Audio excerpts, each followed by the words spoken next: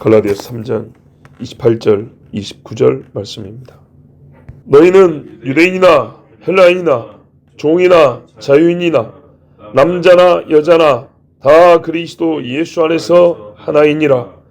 너희가 그리스도의 것이면 곧 아브라함의 자손이요 약속대로 유업을 이을 자니라. 아멘.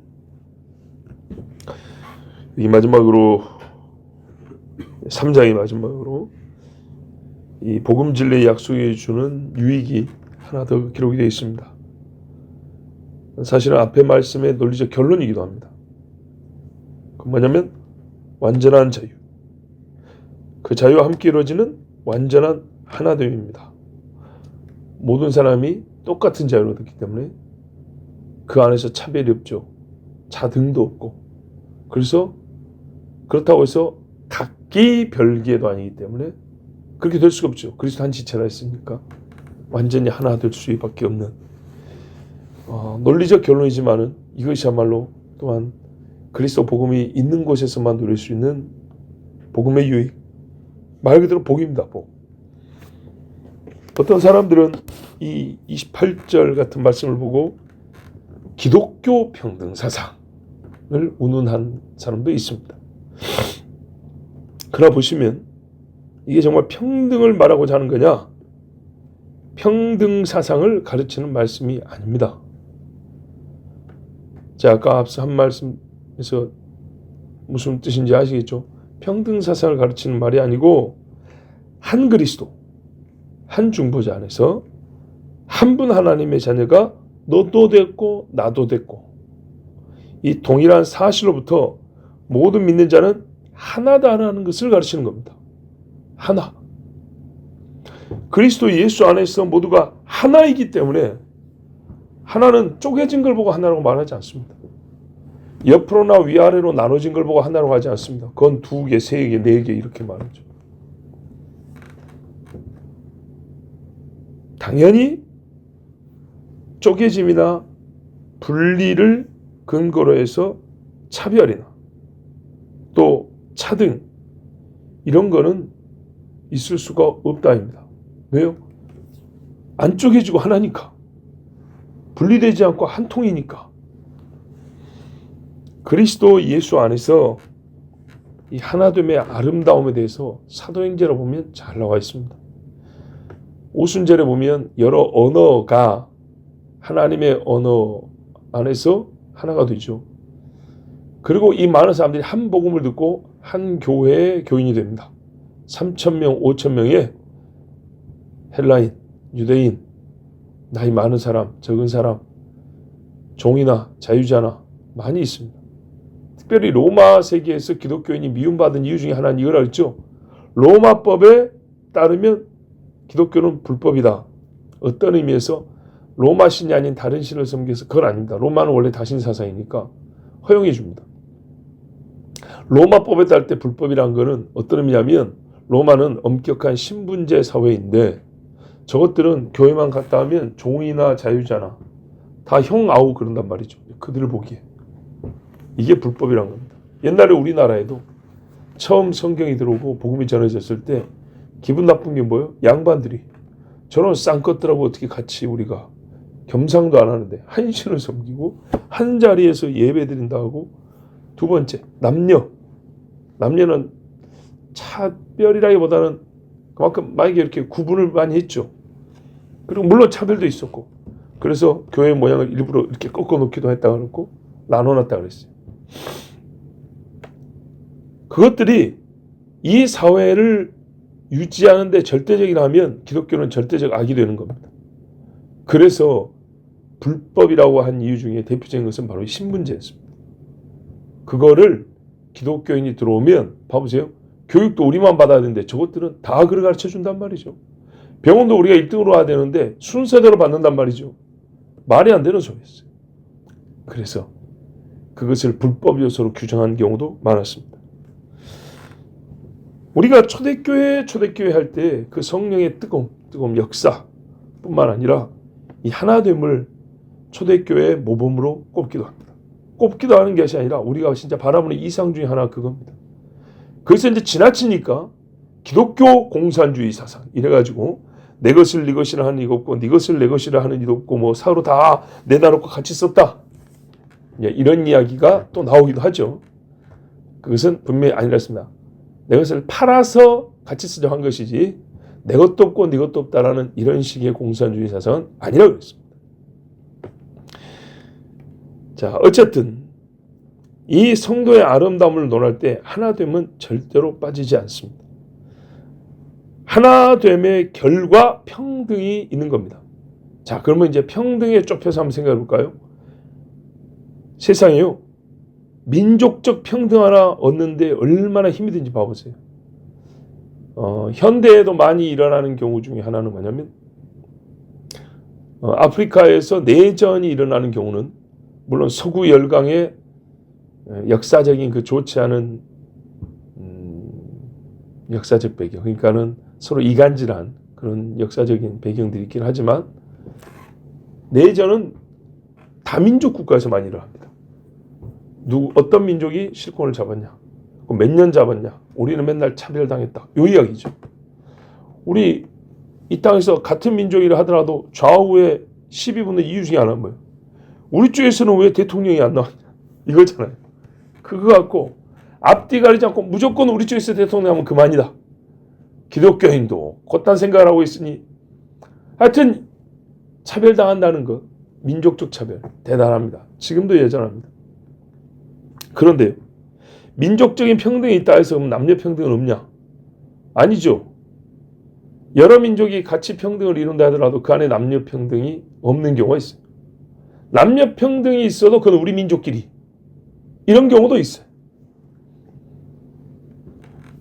좋아, 그런 거 다 이루어졌다 해. 그래도요, 종과 자유자의 지나친 억압과 굴종에 그런 문제도 있어요.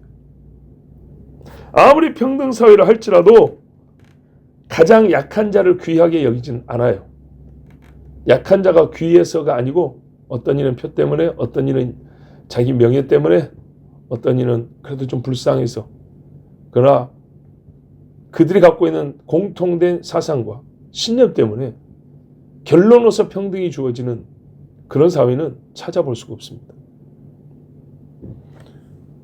여기서 주의할 게 또 뭐냐?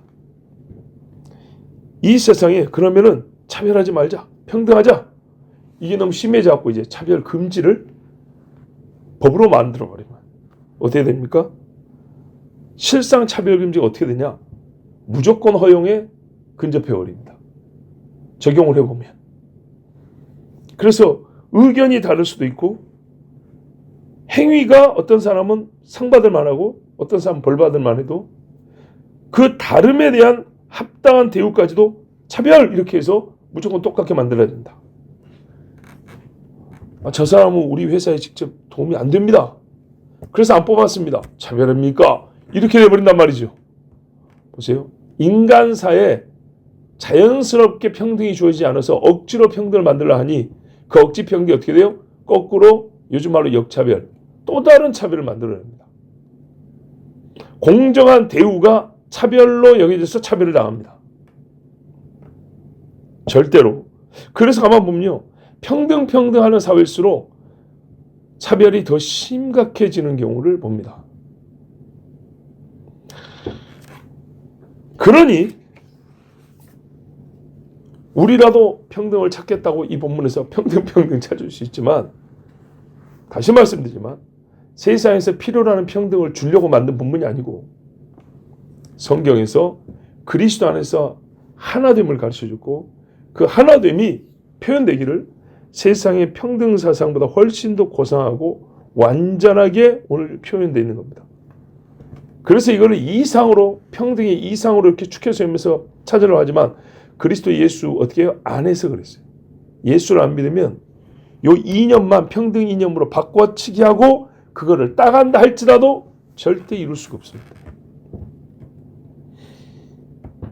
너희가 그리스도께 속한 자면 곧 아브라함의 자손이요 약속대로 유업을 이을 자니라. 어떤 지역에서 났든지 어느 민족적 혈통을 타고났든지 그리스도께 속한 자면, 속한다는 게 뭐냐면 내포되어 있다 이 말입니다. 그리스도 안에 있다.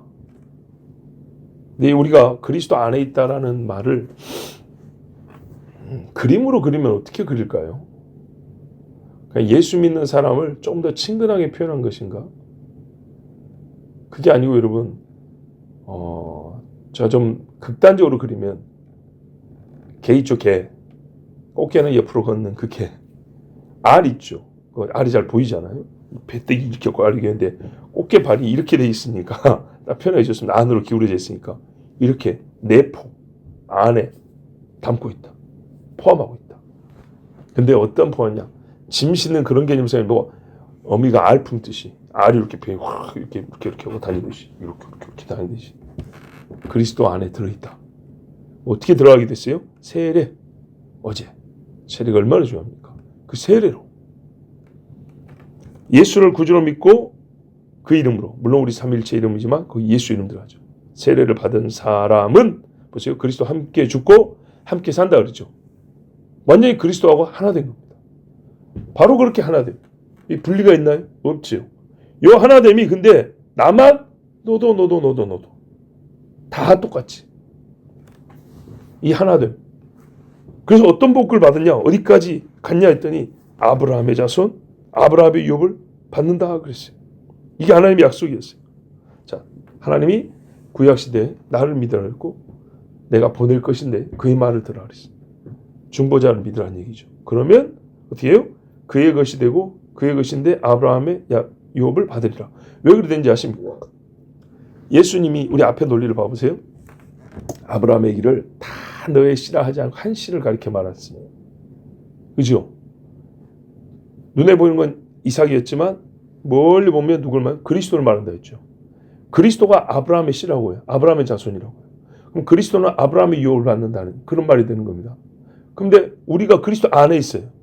그리스도가 가는데 그 속이 같이 들어있다고요. 말 그대로 그리스도의 것이면 그래서 그리스도께서 아브라함의 자손입니다. 아브라함의 유업을 받은 자이기 때문에 우리가 그 속에 들어있어서 아브라함의 유업을 한다. 이런 말입니다. 말 뜻은. 그리고 우리가 히브리서 읽을 때 그런다. 이렇게 말했잖아요. 우리가 어떻게 하나님의 아들 양자가 되냐. 친자와 형제가 되어 양자로 받아들인다 그랬어요. 논리로 볼 때는 좀 이상하죠. 우리가 볼 때는 양자가 되니까 전에 있던 친자와 형제라고 부를 것 같는데 그 조건이 하나님이 양자로 받아들이는 조건이 뭐였냐면 형제 되라고 하나 되라고 그랬어요. 보세요. 하나 되어 완전히 분리가 안 되죠. 하나님 거꾸로 했다고요. 성부를 믿어 성자와 형제 되게 해줄게. 이런 게 아니고 성자를 믿어 내 아들로 삼아줄게. 이랬단 말이에요. 그래서 순서가 예수 그리스도를 믿고 그와 하나 되면 그와 형제가 되어 양자로 받아들인다. 이런 식입니다. 그래서 예수 말씀은 내가 데리고 간다 했다고. 데리고 간다. 항상 표현이 아버지께로 데리고 간다. 자, 바로 그 말입니다. 내포되어 있다. 그리스도 안에 내포되어 있다. 근데 그리스도를 가리켜 아브라함의 씨라 했으므로 씨, 곧 자손이 조상의 유업을 잇는 거로. 우리도 당연히 그래서 표현을 이렇게 한 거예요. 예수를 믿으면 이런 식으로 표현 안 하고 다 같은 말인데 예수 안에서 이런 표현 안 하고 예수 안에 들어있는 이런 식으로 표현한 거예요. 같은 말에 표현법이 다른 것은 약간의 차이. 어떤 의미에서요? 본질을 다양하게 표현해 주는. 그 하나의 본질에서 나오는 여러 가지 유익을 그 유익에 맞게 표현하는 표현법이 다른 겁니다.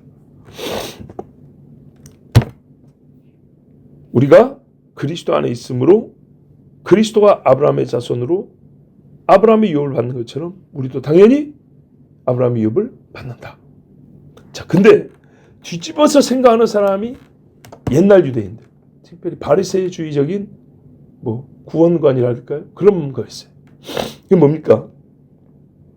네가 아브라함의 자손이냐? 그렇다면 아브라함의 유업을 받으리라.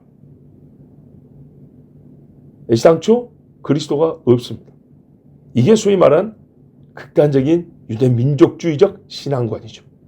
성경이 아닙니다. 그래서 유대교라 부릅니다. 제가 분명히 구분해서 불렀죠. 구약 신앙이 아니고 그리스도가 오기 전에 신앙, 믿을 신, 믿고 하나님을 섬기는 그런 게 아니고 자기들이 성경을 왜곡하여 만든 것을 우리는 유대교라고 부릅니다. 유대교. 그리스도, 우리 그리스도 중심이야. 유대교는 뭐예요? 유대민족 말 그대로 그 유대교입니다. 그러니까 예수님이 그때 당시에 뭐랬어요? 너희가 장로들의 유전과 너희 조상들의 전통을 따른도다. 유대인을 따라간다 이 말이에요. 유대인 조상들이 만든 거.